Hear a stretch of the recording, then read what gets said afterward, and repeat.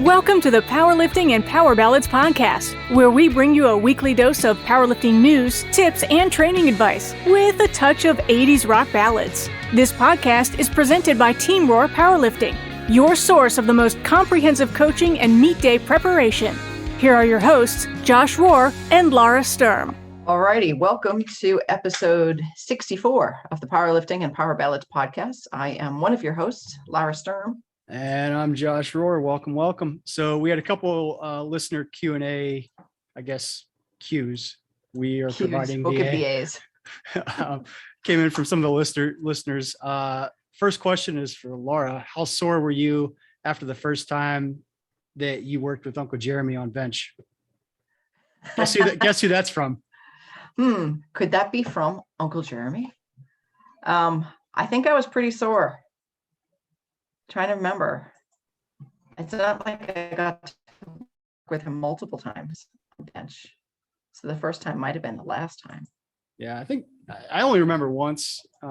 He was in Atlanta and he was working on your bench. I know he changed a whole bunch of little things with you just to kind of get different positioning, leg drive, stuff like that. So it's always good to have another set of eyes to look at a lifter, I think. And based on you being sore, I'm pretty sure that was just different. I think we did like a lot of benching that day. Yeah. A lot. It went on. Yeah. And on. True. Yeah. So I was pretty sore. Bench all day. Yeah. I remember the first time benching with you though too. I got super, super sore, but not where I expected, right? I you think of benches like chest and shoulders, right? I remember my quads were on fire and my buttocks because I'd never used legs before.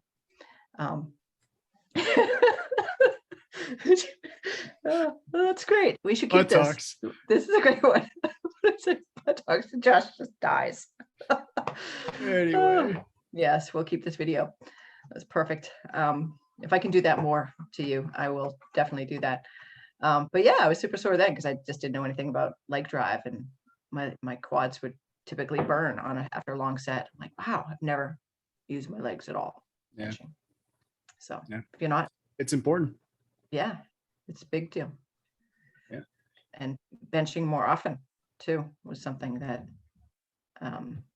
you got me into, not just benching more weight, but benching more often to bench more weight.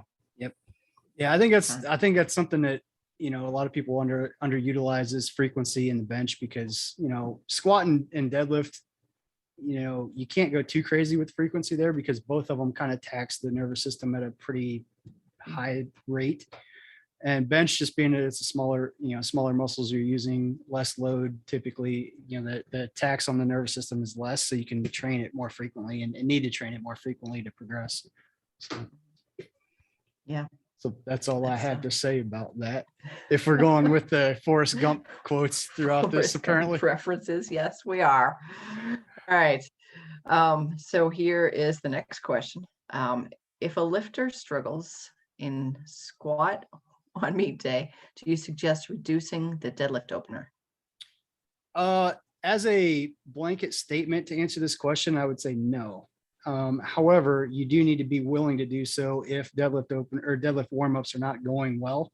Some of the reasons for squat not going well could just be, hard weight cut. It could just be the stress of the first lift. I mean, just because the squat doesn't go very well doesn't necessarily mean the deadlift isn't going to go well. So to blanket statement, say yes, I would suggest reducing the opener on deadlift. I don't suggest that unless the deadlift warm-ups just aren't going or feeling as well as they should, then definitely reduce it. Yeah, I would. Yeah. Well done. Yes. All right. Moving on. We are starting our countdown of the top 5 hype songs. And we're just going to read everybody's number 5. And I'll be honest, I didn't necessarily do all the research I normally do or say I normally do. So some of these songs I haven't listened to yet, and some of them I don't even know what they are. So we'll read them and then we'll just say if we know them or not, I guess. Yeah. I think we'll have to make it our homework the best we're going to do today. Listen to those. Yeah, that's the best we're doing today because, It's Monday for us. So, Yeah. all right. So, Lara Sturm, what do you got? What's your my number five? five song is from Adelitas Way, Invincible. Awesome song. Little band. I may know it, but I can't think of I it think in it's my actually head. on the WWE soundtrack that made it. So, I mean, that's their little claim to fame. But I actually saw them on a cruise, and I know one of their songs, and the guy that was, he was so seasick, poor guy, whole time. But their music was awesome. I'll have to listen to it. I bet you that a lot of these songs I know once I hear them, because that's been the case with most of the lists we've done. Is I'm like, I've never heard of this song, and I play it. I'm like, oh, I do know that song. Right. So maybe I will. Your number five surprised me, Joshua. Yeah. So I'll give you a little, I guess, backstory on what I'm considering my top 5 hype songs. So my top 5 hype songs are based on the fact that my meet is going shitty, and my normal vibe music is not getting me where I need to go. So normally, like, if I'm ever playing this top 5 list here, I'm in desperate need of something. so if you ever hear me listen to these songs, my day is not going great. Normally my lifting would be like, my hype songs for lifting would be like, Michael Jackson, stuff like that. But I do have a very distinct list that I do pull out when I really, really need that extra boost. The darker side of that's true. That's kind of what it is. So my number 5 is Indestructible by Disturbed. Great song. Yeah, I agree. All right. We have a lot of listeners that are coming in with their lists this time. I approve. So this next one's from Charlie Jackson, and it is from Windrose, Drunken Dwarves, which I just love the image, really. I don't know the song, I've got to say. Yeah, I don't know it either. I'll have to listen to it and give commentary for next week. But yeah, I don't know it. So, all right, moving on. Jim Battenfield, his number 5, House of Pain, Jump Around. I do know that song. You know it too, right? I believe so, yes. Okay. Yeah, it's a good song. It makes me want to jump around. Yep. That's because pretty safe commentary there, Lara. Yeah, well, you know me, safe. All right, the next one's from Cindi Jaeger, and it is Valley of Wolves, Take It All. I don't know that one. I don't know it either. I'm intrigued. We have some research we got to do. Yeah, we do. Next one is Chris Peterson, Why, from Jadakiss. I have no idea. I don't know that one either. All right, this next one I very much approve of. Wade Johnson has Right Now from Korn. Yep. Big fan. Yep, agreed. Yes. So we know that one and we approve. Yeah. Chris Elmore has You Can't Bring Me Down from Suicidal Tendencies. I got to say, I'm not familiar. I'm sure. So occasionally Chris gets to the gym early enough that he gets to play his music. So I'm thinking I've probably heard this song at the gym, just not aware of it. So I'll have to play it and give feedback.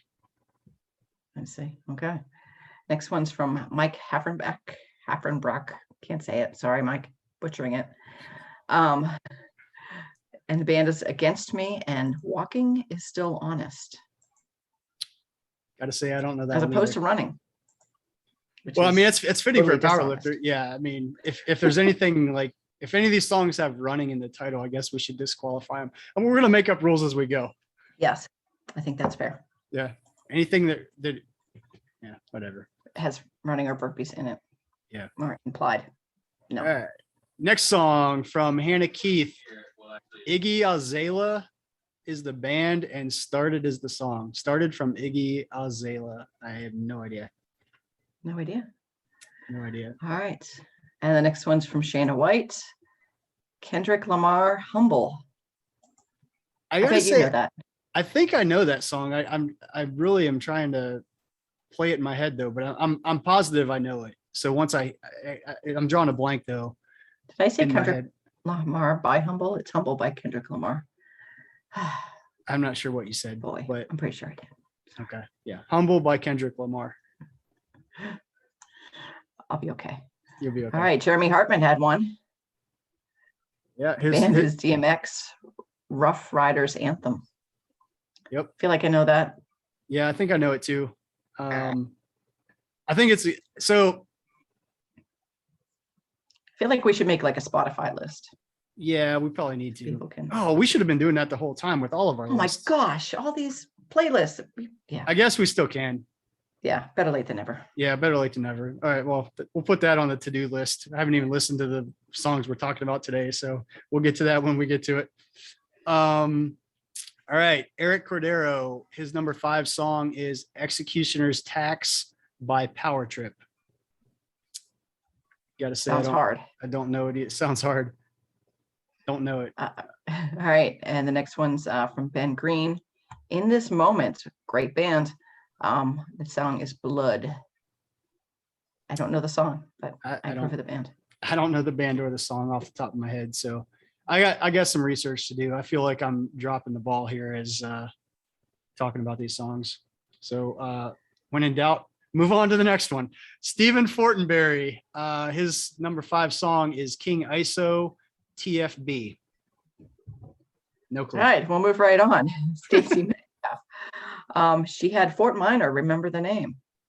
Good hype song. Solid. Yeah. I gotta say, I don't remember it or know that one either. Like I said, I probably know a lot of these songs. I'm not familiar with the name. So I'll leave it at that. All right, our last one that we have, Amy Pancake. Her number 5 song is DMX, Party Up. Party Up. I'm sure I know that one too, but I can't play it in my head for some reason. So yeah, I would say I think I knew like 3 or 4 of these songs, like that came to me right away. So I got some research to do. Yeah. So when you get your Spotify list going, let me know, and then we can. Yeah, I really need to do that because we had some pretty kick-ass lists that we've done, and there's really no way to hear it all without going through each individual episode and listening to all the number 5s, then number 4s. Be super cool to include the music into the podcast, but yeah. So I did some research on that. Yeah. And I had I won't say the person's name, but one of our listener submissions said, well, as long as you keep it under 60 seconds, or no, as long as you keep it under 30 seconds, then you're fine. Well, after further research, that is not true.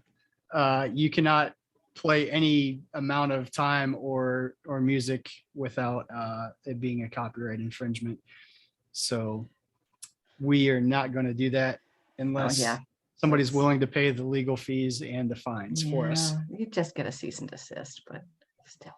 Yeah, it's still a little risky for a podcast that not a lot of people listen to. For fun, pretty much. Yeah.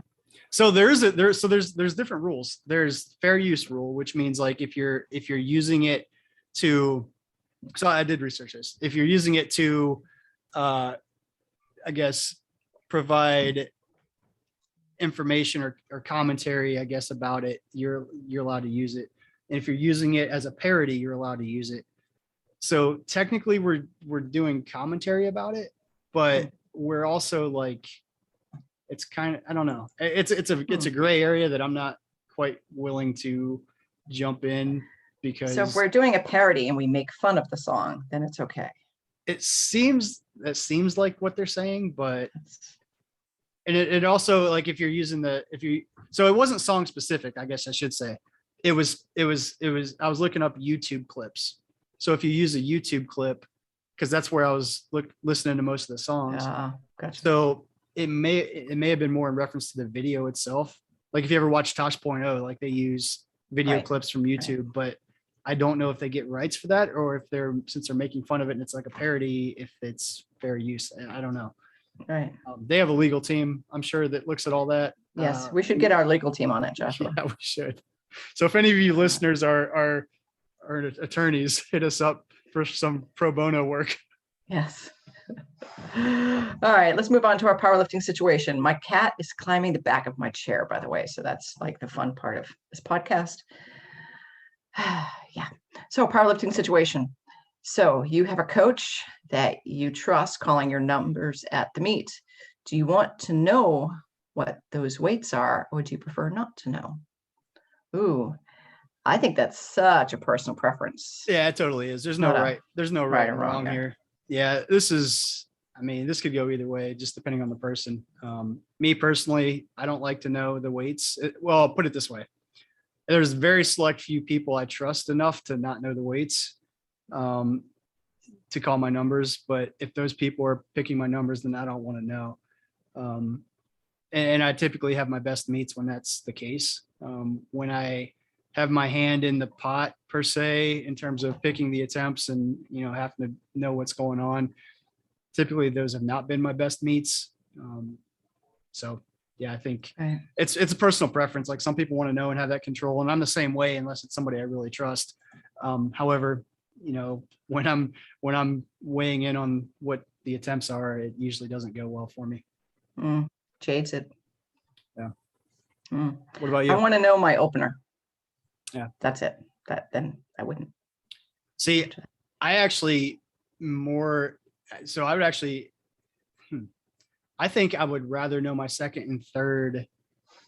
If I had to know, I would rather know my second and third and not my opener, because and there's no reason for this, but if they decide to lower my opener for some reason, that always gets in my head that I'm going to have a bad day. And that's really not the case. Like, that's just being smart. And maybe that wouldn't be the case now. Like, I guess I'm thinking, 15 years ago still, when I was lifting competitively.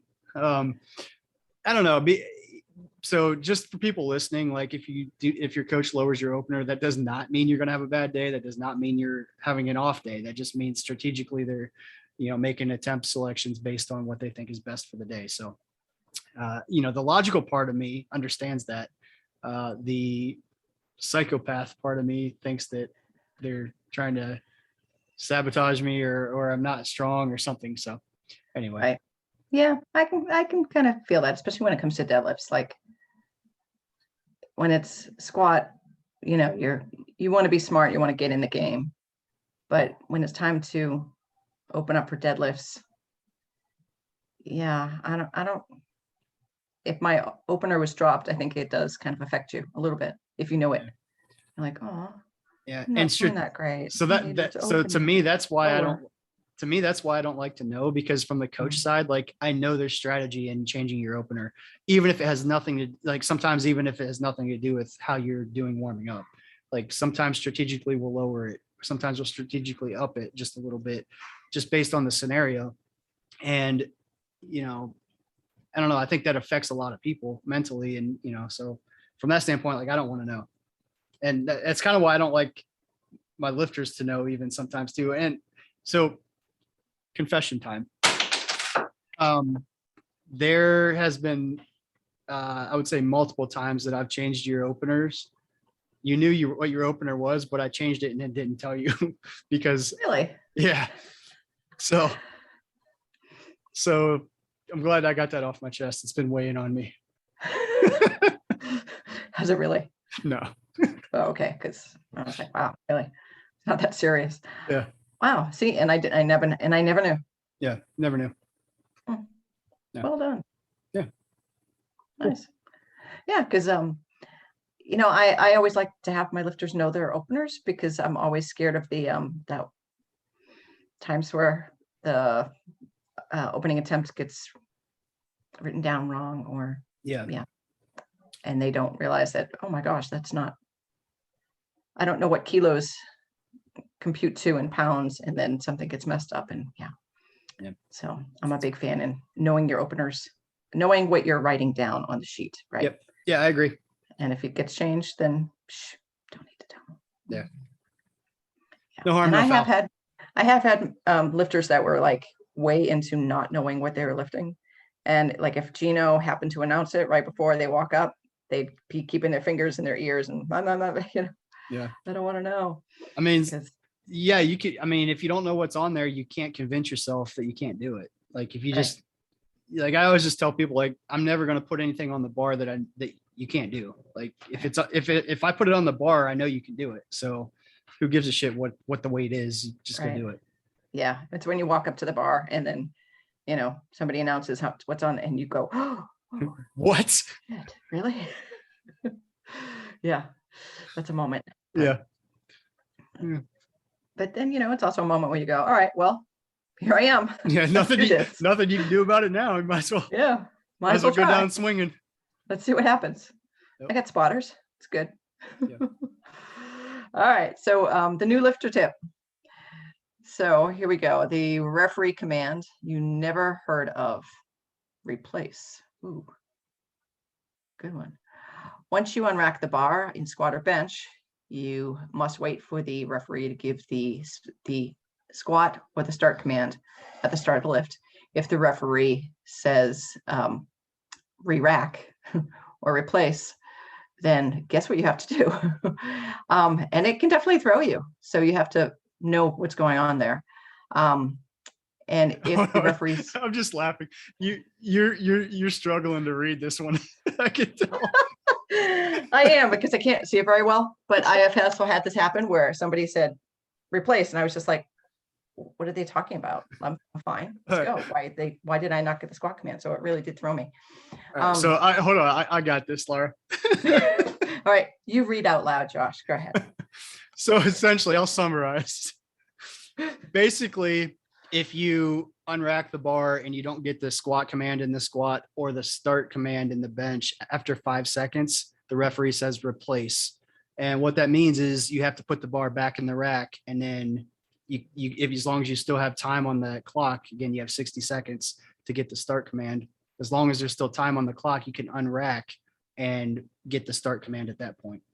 And a lot of people don't know, you know, when they hear replace, they don't know what that means. Like, that is the command that'll come from the referee. It won't be rack it, or take it. It'll be replace. So if you hear that, put the bar back right away. That way you can use the rest of your clock to get set up correctly and get the start command. And you know, where a lot of new lifters go wrong is like they don't know what that means. So they wait until the spotters take it, and then they just assume that the lift is over. So they get up and walk off the platform. So, you know, this is just one of those, like, everybody, you know, for the most part knows, you know, squat and rack are the commands for squat, start, press, rack are the commands for bench, and down is the only command for deadlift. But there is another command, and that's replace. So just kind of be aware of that, I guess. So in what instances would you get that command? Yeah, basically, so like if you walk out your squat and you're standing there and your knees are not locked, for example, the side referees won't drop their arm until your knees are locked. So if you're standing there clearly in the position you want to be in and not making any more adjustments, that referee's starting their 5-second countdown in their head. And if they get to 5 seconds and you're still not in the correct position, they'll say replace. Right. Same scenario like bench. If your butt's not touching the bench, if your elbows aren't locked, if your feet aren't flat, if your head's off the bench, any of those things that you have to have in the correct position to get the start command. If you don't get that within 5 seconds, you know, after you're clearly done trying to get in position, then they'll say replace. So if you're still actively trying, like if you're set up and, you know, you can take 45 seconds to walk out if you want. But once you're done making adjustments and it's clear that you're done adjusting, that's when that 5-second internal clock in the referee's head starts. And, you know, if you don't get the correct position in that 5 seconds, they'll say replace. Right. As a referee, I know I have told lifters on a squat to replace, but they thought I said squat because they're just listening for the referee to say something. Right. So that is unfortunate when that happens. It is. And I guess I would add to that, like there is a hand motion that occurs with that. So a replace would be the same motion as a rack command. Right. A squat command would have the downward motion with the hand. So as a lifter, you should understand, you know, even if you can't hear anything, following the hand commands and the hand gestures should tell you what to do as well. Right. So. Yep. Boy, thank you for digging that out of the ditch for me there. No problem. Oh, with the assist. Yeah, with the assist. Thanks. Because, you know, I'm You got halfway through. Basically, this is what happened. You got halfway through reading, and you're like, "Screw it! I'm gonna just finish this on my own and say what I'm saying." Because I remember this time when this happened. Yeah, it's a real thing. Yes, it is. Oh, there you go. Know Cool. that. All All right, that's all we got for you this week. We're gonna make that list, and people can listen to music, and we'll continue on our list next week. Yep, we'll have our number 4 songs next week. If anybody listening has not submitted a list, I think we'll take your list and make them eligible for the tournament as long as you get them in before our next episode. And I guess the deadline to get them in would be, we'll say Monday at noon. So no later than Monday at noon, and we'll add you to the list and enter you into the tournament. We got to figure out what we're going to do for the tournament winner. Basically, the tournament, if you haven't been listening, the top 5 lists all get put into a tournament bracket, and people on Instagram get to vote for the best list. And basically, the last list standing gets a prize. So we'll have to figure out what that is. Woohoo. Woohoo. All right. All right. We'll talk to you next week, y'all.